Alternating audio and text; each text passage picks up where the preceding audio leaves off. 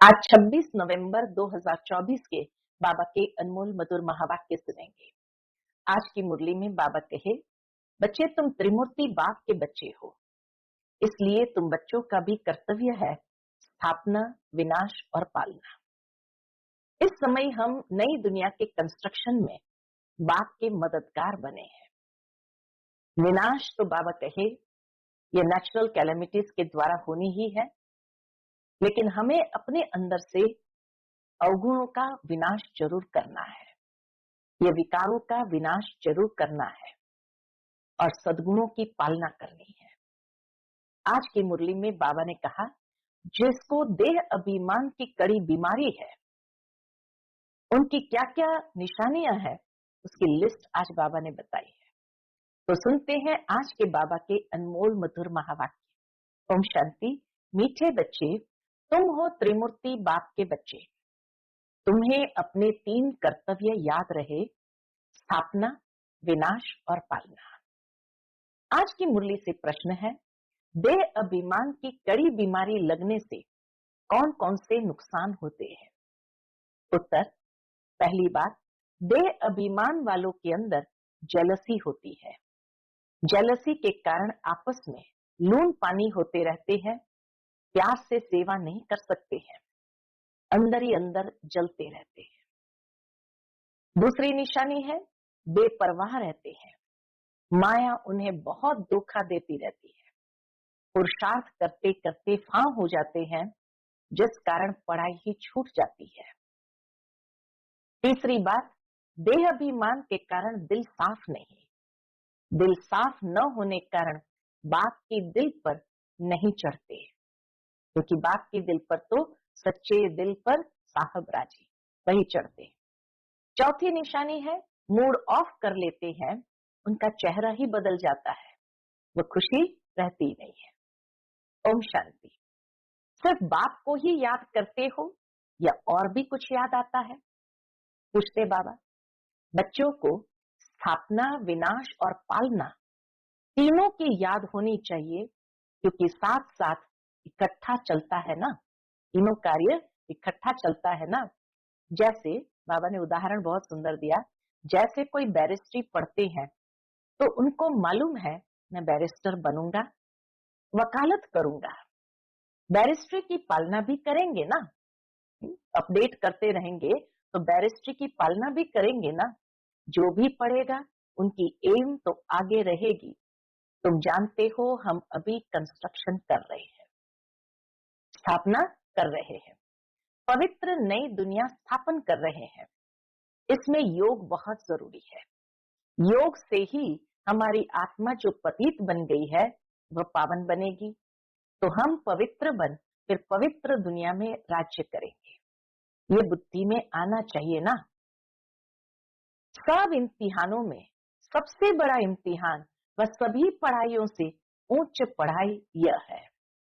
पढ़ाइयां तो अनेक प्रकार की है ना, वह तो सब मनुष्य मनुष्य को पढ़ाते हैं और वह पढ़ाइयां इस दुनिया के लिए ही है। पढ़कर फिर उसका फल यहाँ ही पाएंगे। तो बच्चे जानते हो, इस बेहद की पढ़ाई का फल हमको नई दुनिया में मिलना है। वह नई दुनिया कोई दूर नहीं है, अभी संगम युग है, नई दुनिया में ही हमको राज्य करना है। यहाँ बैठे हो तो भी बुद्धि में ये याद करना है, बाप की याद से ही आत्मा पवित्र बनेगी। फिर यह भी याद रखना है कि हम पवित्र बनेंगे, फिर इस इम्प्योर दुनिया का विनाश भी जरूर होगा। सभी तो पवित्र नहीं बनेंगे, तुम बहुत थोड़े हो जिनमें ताकत है। तुम्हारे में भी नंबरवार ताकत अनुसार ही सूर्यवंशी चंद्रवंशी बनते हैं ना। ताकत तो हर बात में चाहिए। यह है ईश्वरीय माइट, इनको योग बल की माइट कहा जाता है। बाकी सब है जिस्मानी माइट, यह है रूहानी माइट। बाप कल्प कल्प कहते हैं, बाप कल्प कल्प कहते हैं, हे बच्चों मामेकम याद करो, सर्वशक्तिमान बाप को याद करो। तो वह एक ही बाप है, उनको याद करने से आत्मा पवित्र बनेगी। ये बहुत अच्छी बात है धारण करने की। धारण करने की बाबा बहुत अच्छी बात सुनाते हैं। जिनको यह निश्चय ही नहीं है कि हमने 84 जन्म लिए हैं, उनकी बुद्धि में ये बातें बैठेगी नहीं।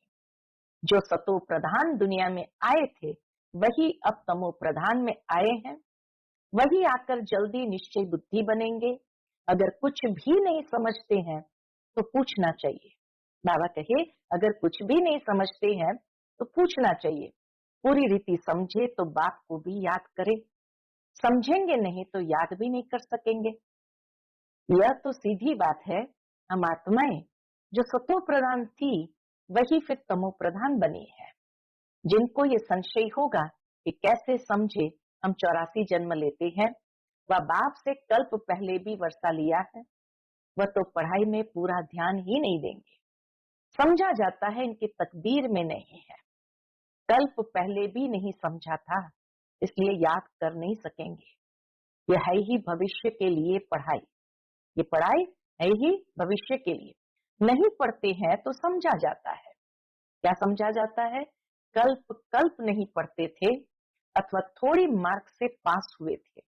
स्कूल में बहुत फेल भी होते हैं, पास भी नंबरवार ही होते हैं। यह भी पढ़ाई है, इसमें नंबरवार पास होंगे। जो होशियार है वह तो पढ़कर फिर पढ़ाते रहेंगे। बाप कहते हैं, मैं तुम बच्चों का सर्वेंट हूँ। बच्चे भी कहते हैं, हम भी सर्वेंट है, गॉडली सर्वेंट है। हर एक भाई बहन का कल्याण करना है। बाप हमारा कल्याण करता है, हमको फिर औरों का कल्याण करना है। सबको यह भी समझाना है। बाप को याद करो तो पाप कट जाए। जितना जितना जो बहुतों को पैगाम पहुंचाते हैं, उन्हें बड़ा पैगंबर कहेंगे। उनको ही महारथी अथवा घोड़ेसवार कहा जाता है।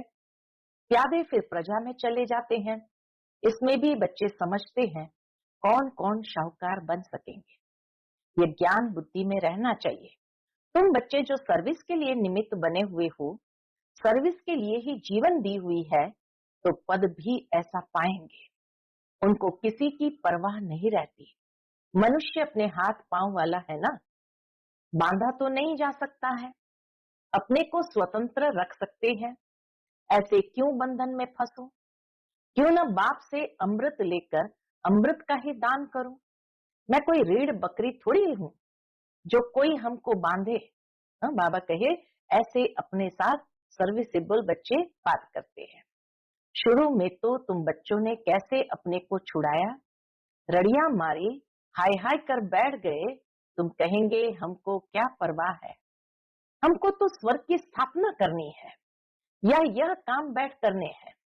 यह मस्ती चढ़ जाती है। बाबा कहे, वो मस्ती चढ़ जाती है।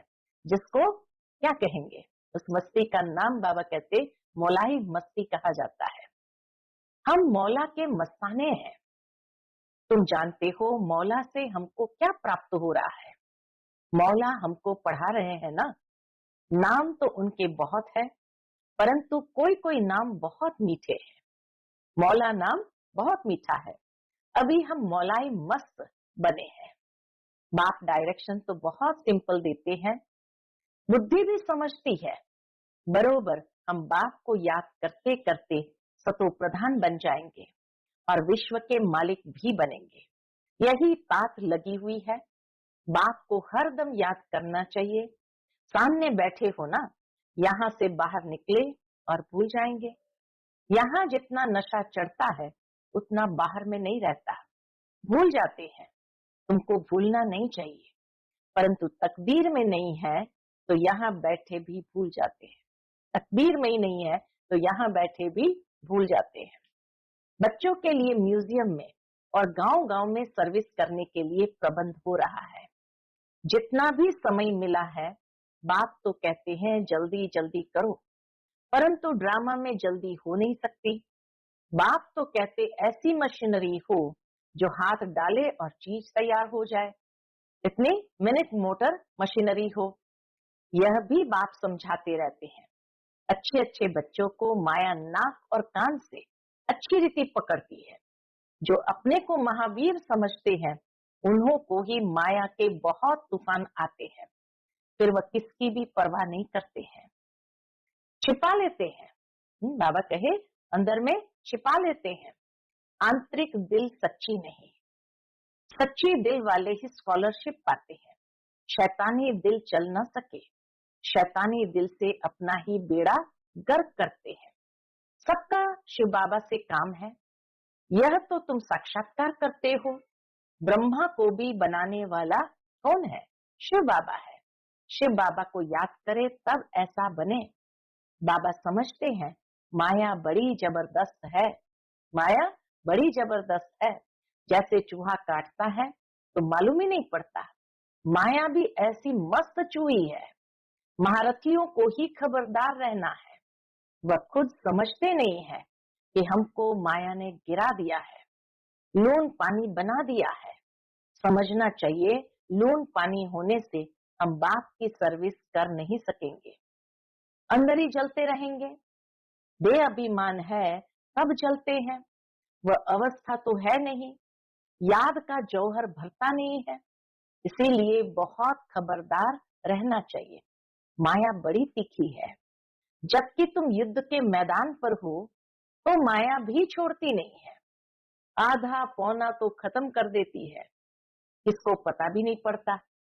बाबा कहे कैसे माया खत्म करती है, इसको पता भी नहीं पड़ता।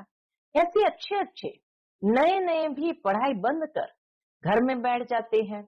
अच्छे अच्छे नामी ग्रामी पर भी माया का वार होता है, समझते हुए भी बेपरवाह हो जाते हैं। थोड़ी बात में झट लून पानी हो पड़ते हैं।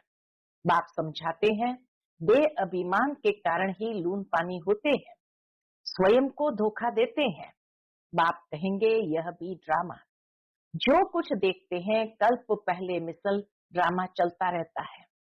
नीचे ऊपर अवस्था होती रहती है, कभी ग्रहचारी बैठती है, कभी बहुत अच्छी सर्विस कर खुशखबरी लिखते हैं।